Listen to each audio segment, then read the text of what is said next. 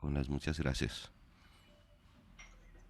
Muy buenos días a todos. Gusto verlos, gusto verlos. Saludos, saludos. Nuevamente un fuerte abrazo, Maurito, Mauri, Aurelio, Nachi, Tomás, Albertico. Lo veo así elegante, elegante siempre. Tony, ¿cómo estás? Buenos días. ¿Dónde está Jesucito? Vamos para la gente del segundo espacio de la pantalla. Héctor, Wilson, un abrazo para todos, Alvarito. Abrazo para todos ustedes desde Tierras Incas. Así que, bueno, sinceramente ha sido unos días bonitos. Yo estoy muy entusiasmado con este proyecto. En serio que no he dormido. Me he despertado así, en etapas así. Y me he dado cuenta que estaba sentado pensando, después me he vuelto a acostar y decía, Señor, ¿qué presentaciones pongo, ¿no? Así, he entrado en una alegría, pero en una lucha a la vez, ¿no? La alegría de que vamos a aprender juntos. La Fer, lucha perdóname, era, súbele un eh, poquito para que quede muy bien el audio y todos puedan escucharte bien, porque el sueño que tenemos es que podamos montarte una interfase allá en Lima. No sé cómo Dios ok. lo hará, pero entre todos apoyaremos para que tengas una interfase y un micrófono como tiene José aquí y Ah, quede esto, ya. pero entonces suele un poquito para que tu voz se oiga más clara. ¿Sí? ¿Se escucha bien ahí ahora? Ahora, y Sí, pégate sí, eso, sí, pégate ahí al perfecto. micrófono. Adelante, Fer, escúchame la interrupción. Así que, bueno, la lucha era entre qué puedo decirles a muchos de ustedes que son expositores bíblicos, ¿no? Es decir, ¿qué puedo decirles? ¿Qué nuevo podemos enseñar a quien realmente tiene la experiencia? ¿No? ¿Cómo se los puedo enseñar? Eh, pero bueno, yo creo que el Señor al final me dio tranquilidad, dormí como bebedito, cuando me dijo, tú solamente enseña lo que sabes. Lo demás lo hago yo. Ah, Señor, muy bien, entonces me acurruqué, me puse mis medias, porque estaba viendo sin medias, y me desperté tranquilo en esta mañana. Pero bueno, vamos a empezar. Yo le voy a pedir a mi querida estimada Waltercito que me dé. ¿Tenemos permiso para presentación? ¿Sí? ¿Walter? Ok, Adelante, Ferchito, ya la tienes. listo. Entonces, vamos hoy día, vamos a desmenuzar ya lo que vendría a ser la predicación expositiva. La semana pasada hicimos un panorama, sí, hicimos un tour por lo que vendría a ser la predicación expositiva. Hoy vamos a trabajar lo que vendría a ser la exégesis, ¿ok? La exégesis que me encanta porque la exégesis vamos a relacionar con una frase clave que vendría a ser investigación histórica, ¿ok? Más que un análisis, me encanta más la palabra investigación histórica. Entonces, vamos a empezar. ¿Sí? ¿Me pueden confirmar que estamos bien con pantalla? ¿Sí? Estamos muy bien con pantalla todos, todos, todos, ¿ok? Posiblemente a los que tengan celular, creo que la mejor opción es hacerlo echadito para que tenga mayor espacio y mayor amplitud, a modo de sugerencia. Entonces, listo, empezamos. Vamos a empezar por un concepto que me encanta. ¿Qué cosa es predicación expositiva? Voy a pedirle a Diego Luis, Dieguito, por favor, ¿lo puedes leer? Predicación expositiva.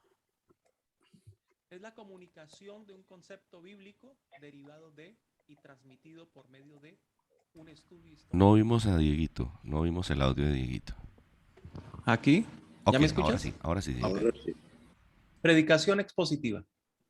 Es la comunicación de un concepto bíblico derivado de y transmitido por medio de un estudio histórico, gramatical y literario de cierto pasaje en su contexto, que es el Espíritu Santo, que el Espíritu Santo explica, primero, a la personalidad y a la experiencia del predicador, y luego a través de este a sus oyentes.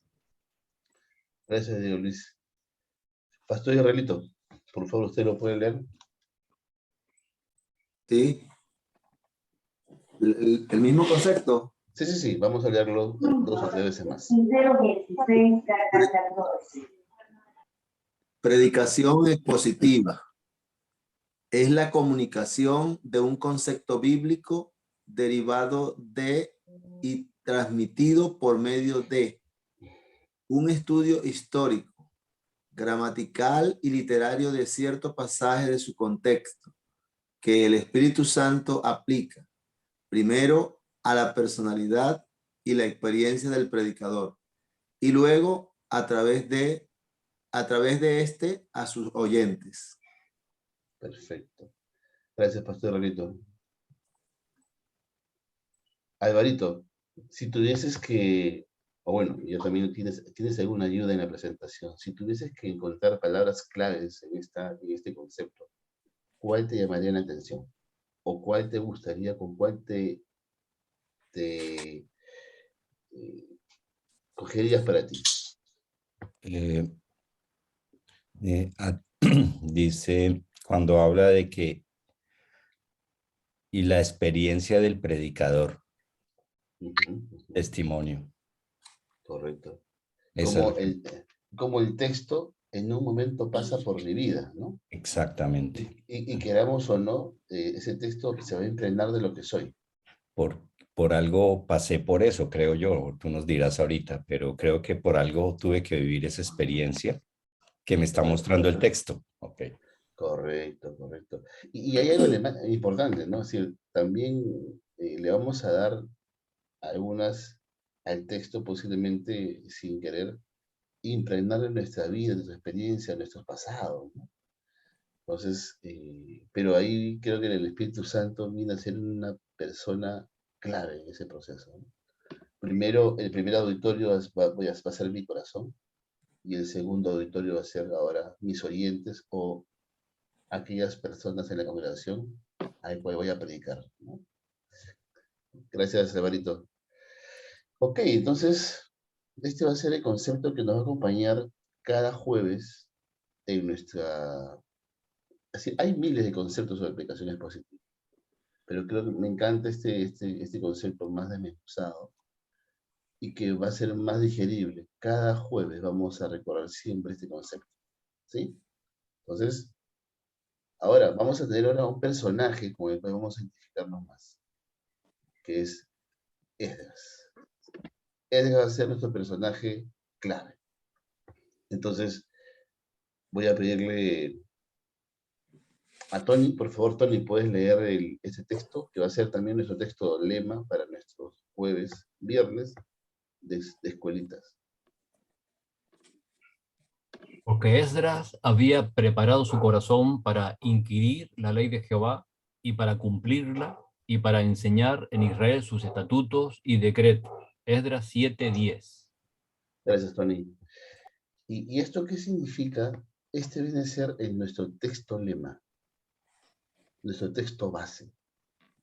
Y si ustedes son muy observadores, porque, ojo, los exégetas tienen que ser buenos observadores del texto, yo he resaltado las 4 etapas de la predicación expositiva. Y he resaltado 3 conectores lógicos. Dice, porque, bueno, aparte del porque, ¿no? Dice, porque Esdras había, uno, preparado su corazón. Ya hablamos de espiritualidad. Pero ¿para qué? Ese para es un conector de propósito, ¿va?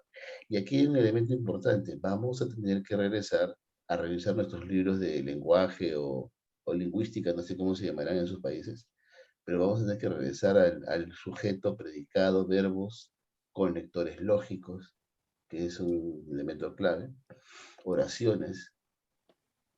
Entonces acá dice, Esdras había preparado su corazón para inquirir en la ley de Jehová. Inquirir significa escudriñar, escarbar. Entonces ahí hablamos de exégesis. Dice, y para, es decir, otro conector lógico, y para cumplirla, es decir, llevarla a la vida real, al hoy de quien lee este texto. Y hablamos de hermenéutica, coma, y para enseñar en Israel sus estatutos y decretos. Es para comunicarlo. Y acá hablamos de homilética también. Entonces, ese texto involucra los 4 elementos de la aplicación expositiva. Solamente con ese texto tú puedes predicar 4 domingos. Y solamente con los paras, ¿no? Entonces, hasta aquí está claro. Tenemos ahora un concepto de los muchos que hay de predicación expositiva con el que vamos a familiarizarnos. Y lo segundo es, tenemos ahora un texto bíblico que va a ser nuestro texto base. Siempre le vamos a pedir al expositor que prepare su corazón para exponer la palabra. Siempre vamos a exigir que haga una investigación histórica del texto. Y siempre vamos a pedir que primero la cumpla él antes de enseñarle a Israel. ¿Vamos? Entonces vamos nuevamente a recordar el esquema que enseñamos la semana pasada. Tenemos al Espíritu Santo como el agente, el administrador, el que direcciona todo el proceso de la exposición bíblica. Sobre una plataforma que vamos a llamarle espiritualidad, que viene a ser una vida íntima con Dios, pero no nos quedamos ahí. Creo que viene nuestra formación y vamos a comenzar a hacer crack en algunos paradigmas de muchos años en nosotros. Siempre hemos caminado bajo generalidades. Y a veces hasta sin querer caminar en algunas falacias, cosas que se escuchan muy bonitas, pero que no son necesariamente sólidas o ciertas. Pero aquí vamos a trabajar con algo más específico. Una vida íntima con Dios que genere transformación y madurez. No una vida íntima con Dios pasajera, justificatoria de vidas cristianas, o solamente actividades de iglesia, de conjuros de oración, cultos y reuniones juveniles. No. El expositor bíblico debe tener personalmente e intencionalmente una vida íntima con Dios, pero que esta vida íntima genere transformación y madurez. Es decir, tu carácter y mi carácter debería estar siempre pulido, ¿no? El Álvaro de hace 5 años, la gente tiene que notar que hoy es diferente. El pastor Guerrero también, el Fernando Sevilla también, el Walter de hace 3 años o hace 5 debe ser diferente a hoy. No podemos ser los mismos de antes. Algo anda mal en nuestra espiritualidad. Entonces, el siguiente paso es exégesis, que ya lo hemos hablado hace un momento y lo vamos a definir un poco más, que es el estudio del texto y de su contexto en el mundo antiguo. Fer, habla un poquito más duro, ¿Sí? o pégate un poquito más, por favor, gracias. Okay. Y en ese sentido, vamos a tener que trabajar la palabra clave, que es buscar ser lo más fieles al texto bíblico. Por eso que la palabra se llama fidelidad. Buscar ser lo más cercano a lo que el texto nos va a decir.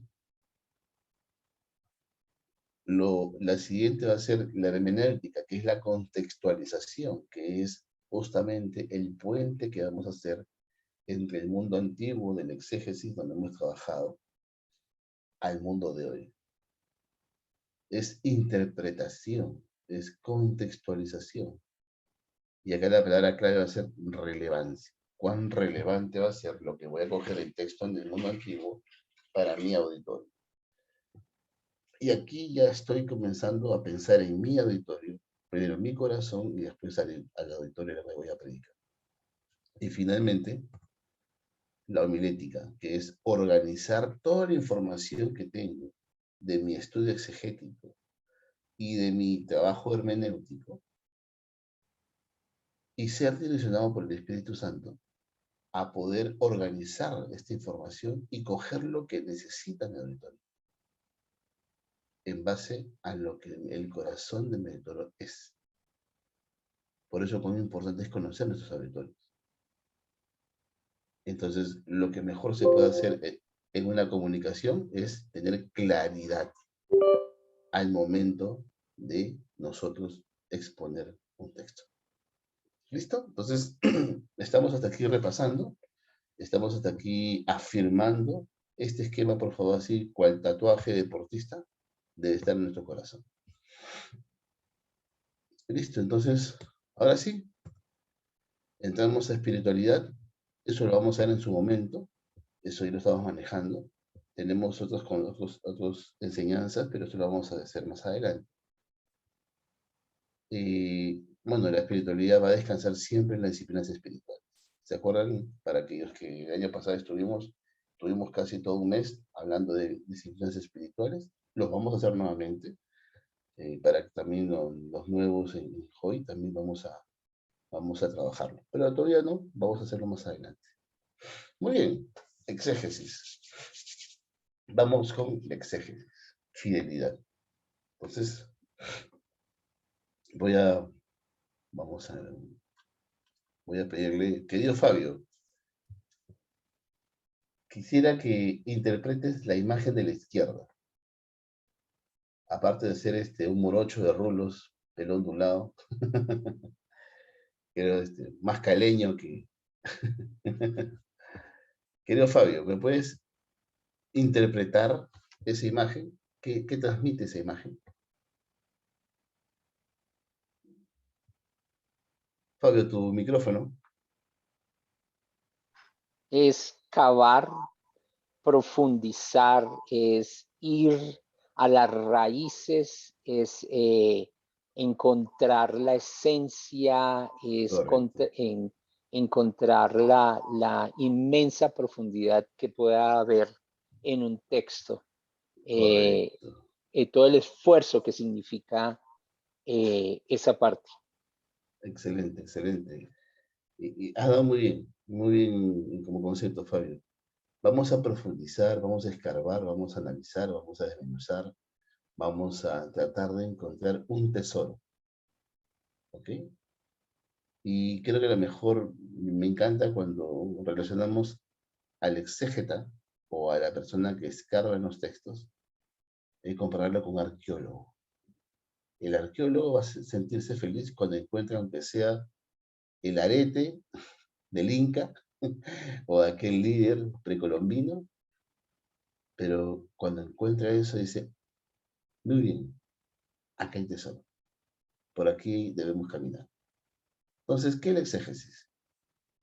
Dice que viene de la palabra griega exegomai, que significa extraer, sacar, llevar o conducir fuera. Hace referencia a ojo con esta palabra, investigación histórica del significado del texto bíblico. Nosotros tenemos un texto predicado, ¿ok? Versículo del 10 al 15 de tal pasaje. Nosotros lo que tenemos que buscar es escarbar detrás de ese texto que hubo en el mundo histórico, el contexto tal, trabajar cada palabra del texto. Pero la idea, lo más importante es cuál era el significado del texto bíblico en ese momento. ¿Qué es lo que Dios quiso decir? ¿Qué es lo que el autor quiso transmitir en el mundo bíblico en ese momento cuando se escribió esa carta? ¿No? ¿Qué quiso decir Lucas cuando le escribió a Teófilo y le escribió la palabra del sembrador? ¿Cuál fue la intención de Lucas cuando escribió eso? Entonces, va a ser muy importante tratar de entender, y para poder entenderlo necesitamos investigar, escarbar, trabajar palabras, oraciones, y eso lo vamos a ver después. Ok, entonces, Pastor Luchito, por favor, ¿nos puede leer lo que está en pantalla?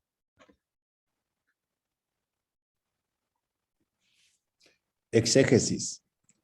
Toda exposición de la palabra debe estar basada en la exégesis. Si no lo está, no representa la verdad bíblica correctamente. Gracias, Pastor.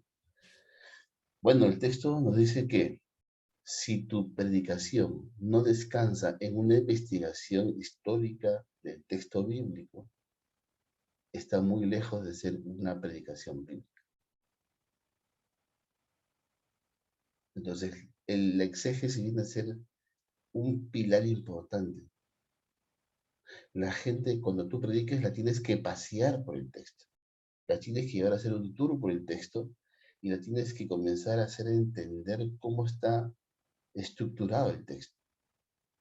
Y si hay una palabra que resaltar, se le tienes que decir a tu auditorio. Pero si tu auditorio o los hermanos que te escuchan terminan el culto, ellos se han llevado no solamente aplicaciones para la vida, se han llevado realmente un conocimiento del texto que ellos no sabían. ¿Ok? Entonces, la exégesis es un elemento importante en la predicación. No sé si se llega a ver todo lo que está acá. ¿Se llega a ver el esquema? ¿Sí? Sí, sí, Todo el esquema desde la palabra nivel 4 al nivel 1, ¿sí? sí. Exactamente. Ok. A mí me encantó cuando encontré este esquema, porque me ayuda a entender un panorama amplio de la exégesis, no solamente la predicación. Ahí me di cuenta que la exégesis tiene otro valor también, y es clave para la doctrina cristiana, para nuestra teología. Entonces se lo voy a explicar. Nivel 1. Libros de introducción bíblica. ¿Ok? Hablamos de aquellos libros que nos ayudan a entender el mundo antiguo, ¿sí? Lo que realmente ya está descubierto. Introducción al Antiguo Testamento, introducción al Nuevo, el estudio del libro de Esdras, el estudio del libro de Nehemías. Es decir, allá no hay nada que por decirlo así, discutir, ¿no? Arqueología bíblica, crítica textual. Entonces, por muchos años tenemos mucha información al respecto. Ojo, no estoy hablando de libros hermenéuticos, sino estamos hablando de libros que apuntan a la exégesis y libros que apuntan realmente al estudio de los libros de la Biblia. Otro segundo grupo de libros, de fuentes, son los lenguajes bíblicos. Es decir, aparte de tener el griego y el hebreo, tenemos mucho material, mucha crítica textual también, pero mucha información sobre respecto a el exégesis del Nuevo Testamento en griego, tenemos material en hebreo, entonces los idiomas originales. ¿Ok? Pero lo interesante de esto es que para que esa información pueda ser una información validada, ellos han tenido que hacer uso del exégesis para eso. Ahora, aclaro un tema importante. Usted ve exégesis y hermenéutica en rojo y en diferentes niveles. ¿Por qué? Porque mayormente en los seminarios o institutos se estudia la exégesis dentro de la hermenéutica. Porque así es. La hermenéutica es la ciencia de la interpretación. Pero la exégesis es parte del proceso. Pero en la práctica tiene una importancia también relevante en todo el proceso de nuestra doctrina cristiana. ¿Ok? Ahora, al desgregarse hermenéutica y exégesis, esto nos permite entender que realmente para poder, la exégesis va a depender bastante de la introducción bíblica y los lenguajes bíblicos. Ahora, miren el efecto hacia arriba. Pero sin exégesis, sin la exégesis, no tendríamos una filosofía de la religión clara. Sin exégesis, no tendríamos una apologética clara. Sin la exégesis, no tendríamos una información de la historia de la iglesia mucho más sólida, mucho más específica y más detallada. Si no hubiera exégesis, no tuviéramos una teología sistemática y bíblica. Sin ningún exégesis, no hubiesen tenido un buen estudio sobre el evangelismo, las misiones, la sociedad contemporánea, y eso también alimenta la homilética.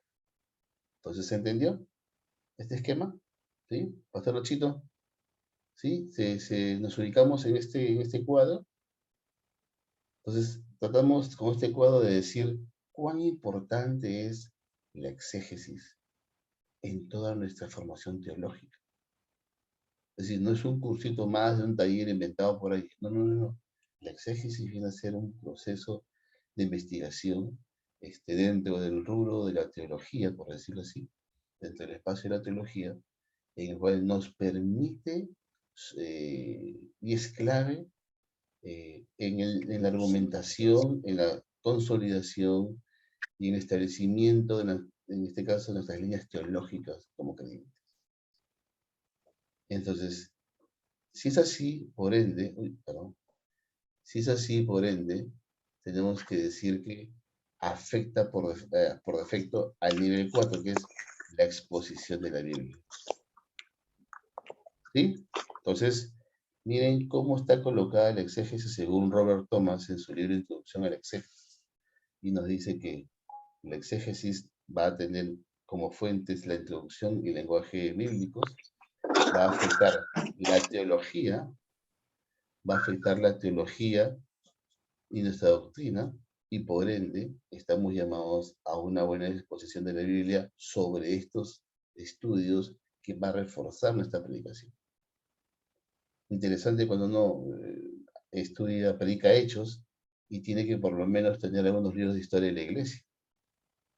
A veces tenemos que recurrir a libros de teología sistemática, si vamos a hablar de la adoración, vamos a hablar sobre exponer la adoración del mundo antiguo, el mundo de hoy, etc.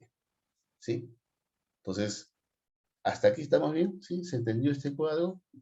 ¿Me pueden lanzar un mensaje, un dedito Zoom, sabiendo de que realmente estamos como retroalimentación? Perfecto, ¿estamos bien? Como estoy en pantalla compartiendo y tengo a la derecha a 4 o 5 solamente de ustedes, si alguien quiere tener alguna duda, por favor, abre el micrófono y me pregunta, ¿sí? Porque no voy a poder ver un dedito levantado, una mano levantada. Listo, entonces, hasta aquí. Vamos ahora a otro concepto de exégesis. Hasta aquí hemos entrado el concepto de exégesis. Ahora, vamos ahora a trabajar los pasos de una exégesis. Atentos aquí, ¿eh? Y yo sé que muchos de ustedes, queridos amigos que ya predican, lo van a captar muy rápido. Es una animación que he hecho de los pasos de una exégesis. Los pasos de una exégesis de un texto. Entonces, creo que hay un micrófono que está abierto, me parece. Ya. Ok. Listo, entonces, primer punto. Vamos a suponer que a nuestro querido Héctor le dice, su pastor le va a decir, querido Héctor, el próximo domingo me vas a hablar sobre Filemón y quiero que prediques del versículo 4 al 8, al 7, ¿no? Filemón de 4 al 7. Entonces, Héctor dice, uy, pastor, perfecto, asumo el reto. Entonces, lo primero que hace Héctor es llevar el texto a su vida devocional. Y lo pasa por orar la palabra y va a colocar el texto como el texto bíblico que va a comenzar a orar. Lo lee en versiones y todo lo que hemos hecho bien. Lo lee en versiones, va a orar, lo va a meditar y ese va a ser el inicio del proceso del sermón que lo va a impregnar en su corazón. Vamos a ver. Punto 1. Miren, ¿eh? Punto 1. A Héctor le dan el texto bíblico. Segundo paso. Mi querido Héctor, comienza a ser sensible a la voz de Dios y su espíritu en el texto cuando comienza a orar la palabra, pero coloca el texto que va a predicar dentro de su vida espiritual, dentro de su vida íntima con Dios. ¿Ok? Ojo, estamos hablando que el texto que le ha sido dado es Filemón, de los versículos 4 al 7. Entonces, pero para que él pueda hacer un buen estudio de Filemón, del 4 al 7, tiene que estudiar toda la carta. Tenemos que saber cuál fue el contexto de la carta. ¿Cuándo fue hecha la carta? ¿Hacia quién fue destinado? ¿Cuál fue la teología de Pablo que había en su corazón en ese momento? ¿Cuál era el contexto histórico? ¿Cuál era el contexto social, geográfico? ¿No? Entonces, él lo que hace es, como paso 3, hace un estudio del contexto, es decir, del libro de la Biblia donde está el texto. ¿Estamos? Entonces, antes de predicar Filemón del 4 al 7, pues realmente lo que Héctor debe hacer primero es estudiar toda la carta como un todo. ¿Y qué va a estudiar de toda la carta? Primeramente, ¿qué género es? ¿Es narrativo, profético, es prosa, salmo, es apocalipsis? Bueno, en este caso es una epístola. Y va a comenzar a estudiar el contexto literario de la carta e histórico también. Entonces todos sabemos que Filemón fue escrito de la prisión, fue enviado por Tíquico y por Onésimo, y que la intención de la carta de Filemón fue que Pablo le pedía a Filemón que acepte a Onésimo ya no como un esclavo, sino como un hermano en Cristo. ¿De acuerdo? Pero ese es ojo, ese es el propósito de toda la carta como un todo. Entonces, ¿qué pasa cuando Héctor está comenzando a hacer el estudio del libro de Filemón? Está colocando el primer marco de referencia de su estudio bíblico. La prisión, una carta, dos mensajeros, Tíquico y Onésimo, ¿no? Un Onésimo que es el que toca la puerta, ¿no? Buenas, está Filemón. Y yo me imagino pues a Filemón pues así con, ¿y ahora qué le digo, no? Si me he robado por lo menos 3 zapatillas Adidas, Nike y Tommy Hilfiger de mi dueño, y encima 2 relojes Rolex, y voy a venir todo fresco acá a tocar la puerta y darle una carta de Pablo, ¿no? Entonces me imagino a él así con su rostro, así con su gorro, así, tipo reggaetonero, y toma la carta, ¿no? Este es para Pablo. Entonces, yo creo que y cuando Filemón abre la puerta, pues también hay sentires, ¿no? Ah, tú fuiste el que me robó, ven para acá. No, no sé qué habrá pasado, ¿no? Es decir, la lucha entre agarrarlo del cuello y ponerlo así, pecho a tierra, así tipo comando, o, o amarlo, así ¿no? Hay sentires así que hay que comenzar a identificarlos entre gracia y gracia. Pero al final le llega la carta, la lee, la comprende. Y Filemón es de esas cartas que no tienen final, el final lo tienes en tu corazón. ¿Sí? Realmente lo perdonó. Realmente le comieron arepas rellenas con tintico, pero o unas enchiladas, o es que realmente al final no le dio nada, así de, te lo mereces, agua sola para ti. Bueno, lo que acabo de hacer es simplemente especular el texto, de tratar de identificar sentires, darle un poco de gracia, pero no estar lejos de cuáles eran las preguntas que yo me hacía es, ¿cómo le llegó la carta a Pablo, a Filemón? ¿Cuál fue el rostro de Onésimo y Tíquico cuando le dieron la carta? ¿Cómo tocó la puerta? ¿Cómo se presentó? Hay preguntas que al texto le podemos hacer, pero en la medida que yo voy estudiando el contexto, el marco de referencia mayor del libro de Filemón, voy encontrando riquezas, voy encontrando cómo fue estructurada la carta, voy encontrando, claro, y para este momento estoy usando libros, ojo, no estoy usando a Matthew Henry, ni a Barclay, ni a McDonald, ni a Berkhoff, es decir, ellos son más hermeneutas que exégetas. Acá estoy estudiando los libros del nivel 1, que son libros, en especial libros exegéticos, o ya libros como Introducción al Antiguo y Nuevo Testamento. Ojo con eso, ¿no? Entonces, finalmente, la intención del autor de Filemón, de Pablo a Filemón, ¿cuál fue? Que perdone a Onésimo y lo considere ya no como un esclavo, sino como un hermano en Cristo. Listo, entonces Héctor ya hizo su estudio de la carta de Filemón como un todo. Ahora, punto 4, él va solamente al texto que le toca predicar, que es del 4 al 7. Entonces, ¿qué hace del 4 al 7? ¿Qué hace del 4 al 7? Uno, hace un análisis de gramática textual. Bueno, suena fuerte la palabra, pero simplemente es revisar puntos de signo de puntuación, palabras, verbos, puntos y comas, conectores lógicos. comienza a identificar cuáles son los pensamientos más predominantes.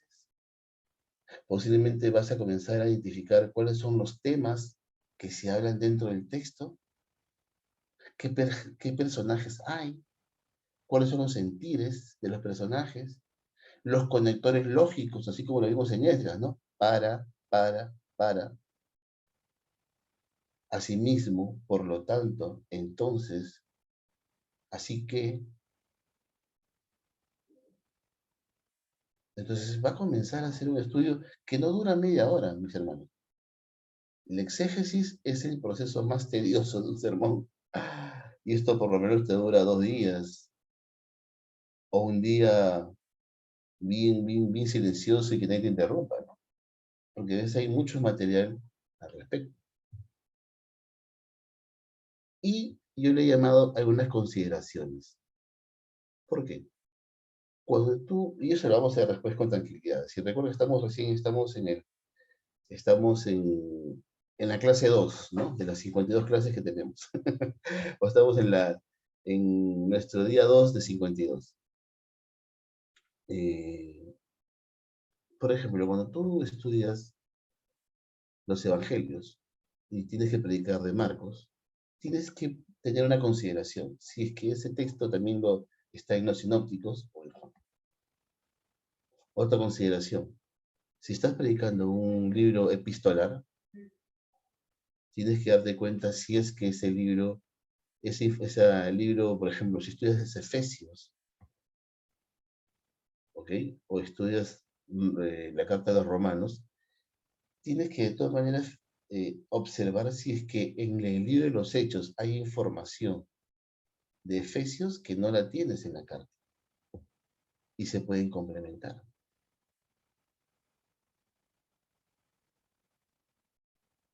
Por ejemplo, si tú quieres predicar un libro profético, pues es imposible que prediques el libro profético si es que no tienes un buen estudio de contexto histórico,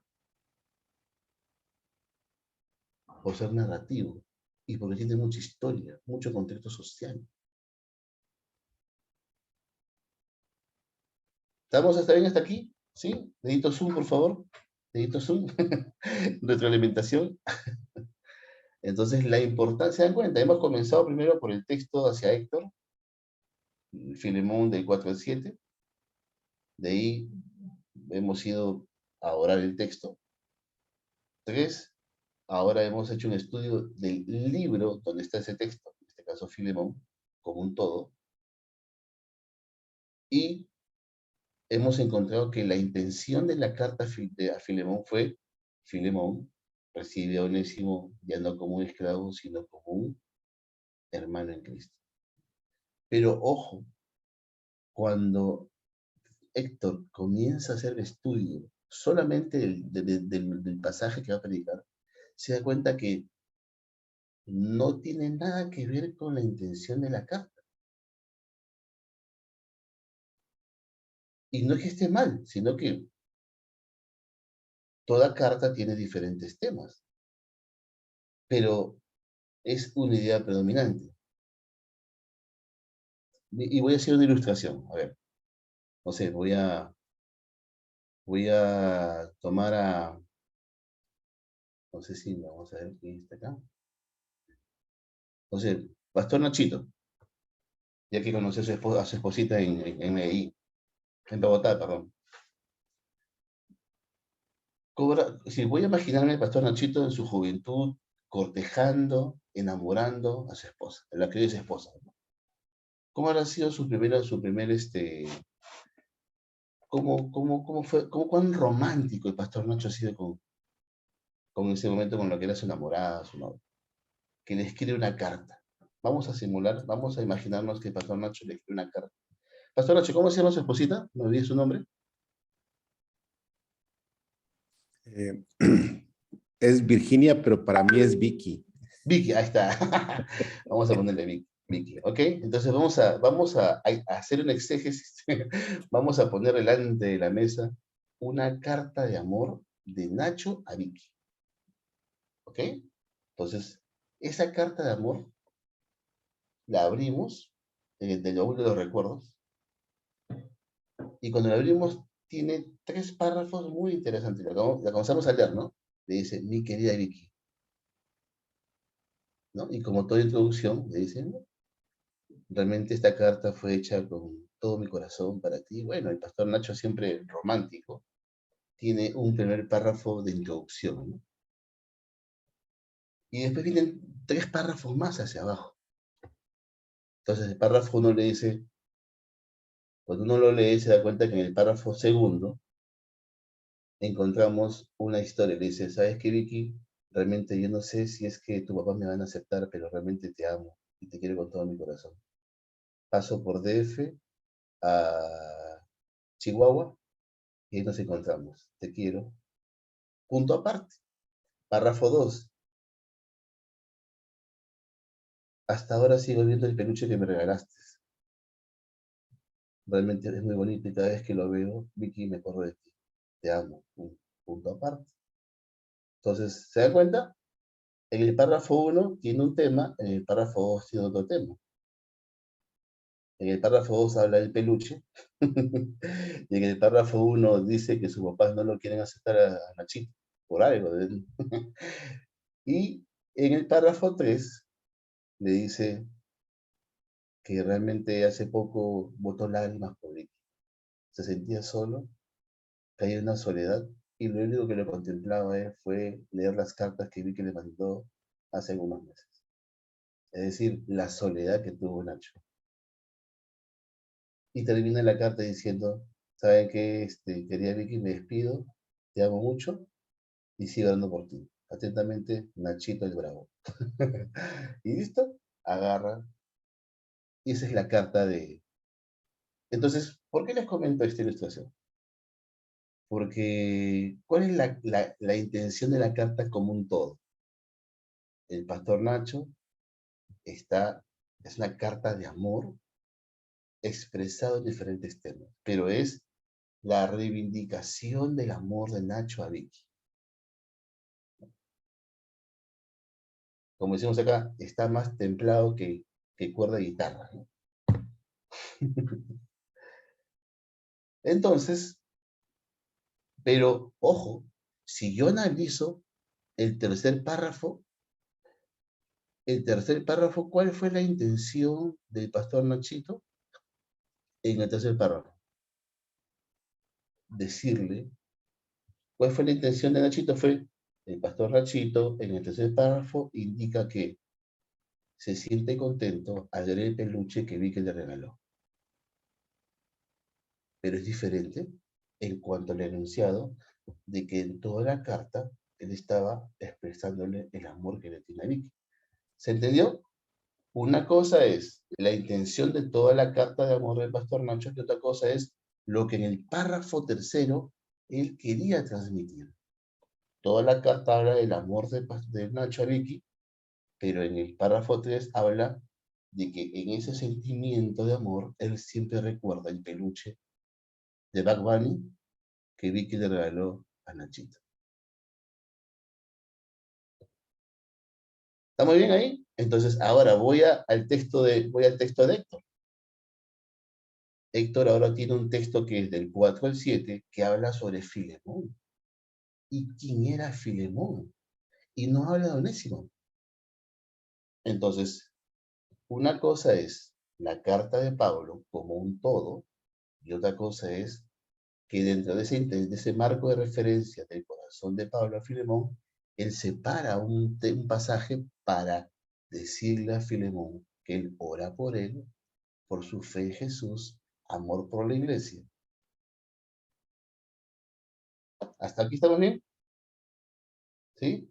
¿Me siguieron? ¿Alguna duda? Excelente ilustración, Ferchito. Pastor Nochito, disculpe, ¿ah? Tuve que exponer su vida sentimental y de chibolo, como decimos acá, de chibolo templado.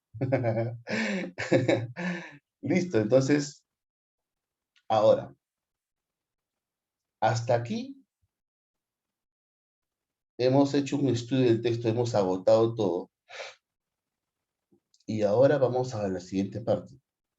Ya que hemos hecho un estudio de la carta de amor del pastor Nachito hacia mí, nos hemos dado cuenta que no solamente hemos analizado las palabras claves como peluche, tus papás no me quieren, ¿no?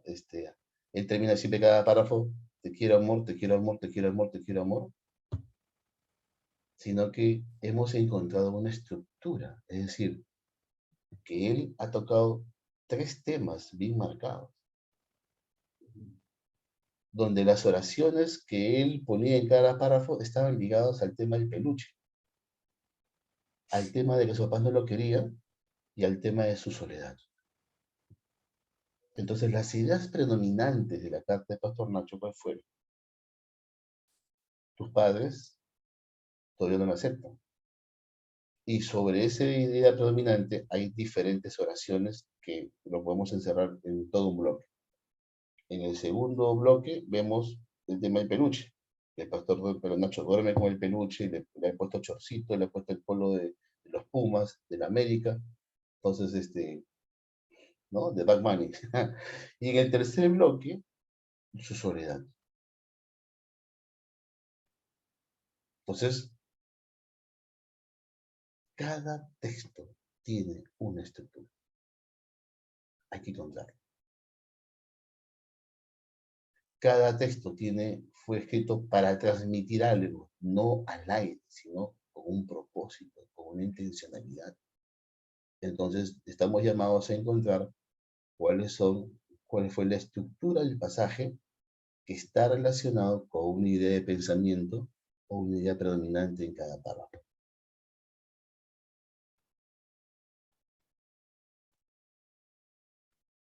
Entonces, ¿cuál fue la estructura de la carta de amor del pastor Nachito?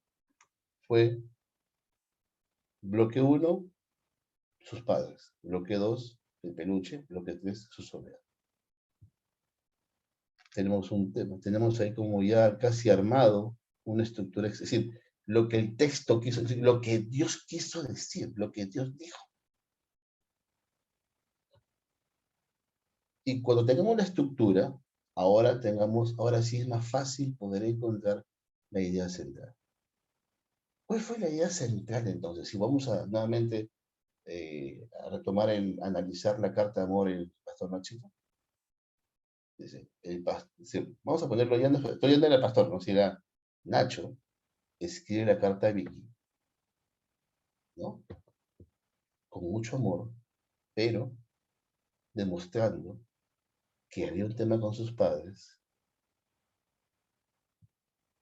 pasaba tiempos de soledad, pero le recuerda por el regalo que le dio. Punto. Idea central de la más sencilla y de la más simple. No hay que utilizar 8 líneas ni 8 páginas para hablar. No. Hay que buscar ser sucinto y en un primer momento hagámoslo sencillo. ¿Por qué? Porque después cuando usemos los libros exegéticos que todavía tenemos utilizado, eso le va a agregar valor a nuestra idea central, lo va a pulir. Y siempre los libros tienen que ser valor agregado al sermón que estamos trabajando, no al revés. ¿Sí? A ver, por favor, dígame que si hasta aquí estamos entendiendo el punto, ¿sí? Porque el exégesis acaba cuando encontramos la idea central. Cuando llegamos al corazón, ¿sí? Recuerden la imagen, ¿no? Escarbamos y encontramos el tesoro. Y el tesoro, ¿cuál va a ser? Encontrar lo que el autor quiso decir, lo que Nacho quiso decir con su carta a Vicky. Porque cuando Vicky lo lea, o lo leyó, ¿qué pasó en su corazón? Eso fue hace N años. Todavía Vicky era chibola. Todavía estaba enamoradísima. Ahora, no sabemos si realmente Vicky había terminado una relación con alguien o nunca tuvo enamorado. Mira, todas las preguntas que nos hacemos para poder entender cómo lo pudo haber leído el destinatario. Es decir, es importante tratar de sentir tratar de estar cerca de los sentires de tanto el que escribió como los personajes del texto. Entonces, un exégesis acaba cuando encontramos la idea central.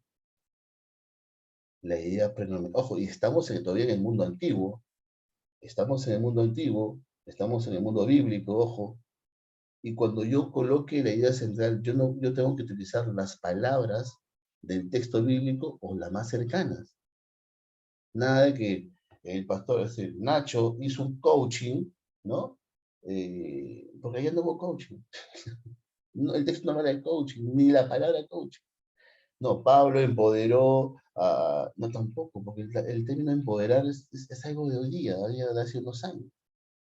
Tenemos que usar las palabras del texto o sinónimos o muy cercanas a la esencia del texto. Porque, ojo, somos muy propensos a interpretar. Nuestra esencia siempre va a ser interpretar, pero no escarbar. Somos más propensos a ser hermeneutas que exégetas. ¿Sí? Y finalmente, el punto 7 es, vuelve a revisar todo tu trabajo para ver si es coherente, si está bien argumentado, está bien cimentado, estás usando todo. Y aquí hay un elemento, aquí recién abre los libros de exégesis, libros de estudio bíblico, para que sobre lo que Dios te habló, los demás libros le agreguen valor al sermón. Ojo, esto y lo voy a repetir. Los libros y los materiales de estudio de la Biblia. Bueno, recuerda que hay dos materiales. Primeramente, para no confundir, el tema de libros, el tema de bibliografía, de biblioteca. Cuando yo hago el estudio de la carta de Filemón, bueno, hay libros como Introducción al Antiguo, al Nuevo, panorama, es decir, un libro de Kissmaker, por ejemplo, sobre el panorama de Filemón, excelente. Pero ya cuando vas a agarrar libros para estudiar el pasaje, en este caso de Filemón del 4 al 7, úsalo recién al final de la idea central. Porque primero lo que tiene que prevalecer es lo que Dios te habla a ti. Y después, con los libros de estudios bíblicos del pasaje, le vas a sumar y agregar valor. Vas a pulir mejor tu idea central y vas a tener mayor carne o riqueza o contenido a la cual debes ir escribiendo, porque eso será materia prima para tu sermón. ¿Listo? Exégesis. ¿Estamos bien? Súper bien. Ahora, tengo solamente 15 minutos. Ok. Entonces, como no queremos que esto sea un taller solamente donde la gente lo lea, entonces vamos a hacer lo siguiente. Vamos todos al texto de Filemón. Vamos a practicar. Vamos a ir a la praxis. Para eso no queda solamente en teoría. Vamos a la práctica. Y Fernando, pero es ojo, que no le quiero hacer el mensaje a Héctor, ese le corresponde a Héctor. Héctor, esto te va a costar una enchilada cuando nos encontremos, por lo menos. Con todo, métele ahí esa enchilada, así, pollo, chancho, carne y pescado, si es que por ahí encuentras. Muy bien, entonces vamos a ver, voy a salir de acá y les voy a pedir por favor que en estos siguientes 15 minutos, bueno, en los primeros 2 minutos, lean ustedes del 1 al 7, Filemón, ahí, ustedes, si lo pueden ver en diferentes versiones, mejor todavía.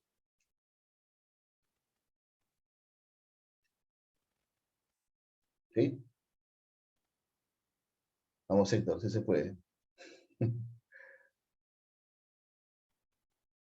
Por favor, les pido a todos que agarren su celular o agarren su Biblia y o pueden decir en su pantalla, pueden copiar y pegar en un Word solamente los textos de Filemón, del 1 al 7.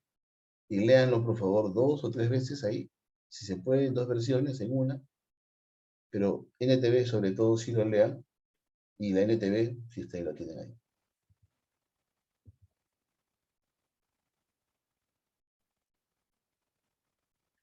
Uno al 7 nos dijiste, ¿cierto? Sí, Filemón del 1 al 7. Perfecto.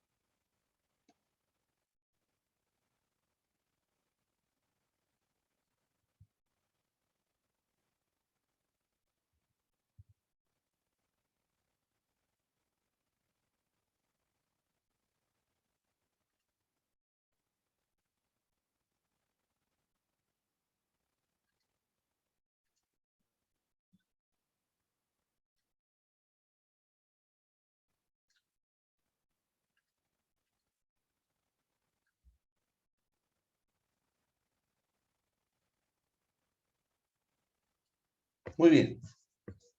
Vamos a hacer un simulacro de exégesis, ¿no?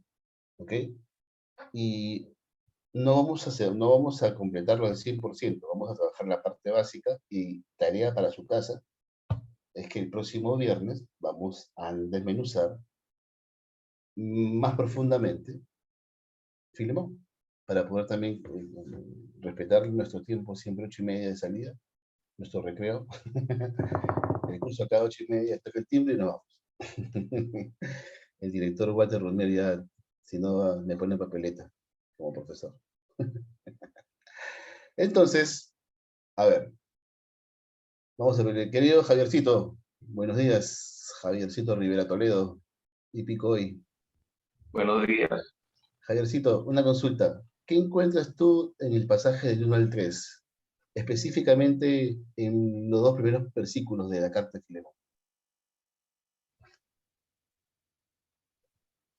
Bueno, lo primero es un saludo Ok, y la presentación de Pablo y su equipo. Están con él, Timoteo, Apia, equipo, y una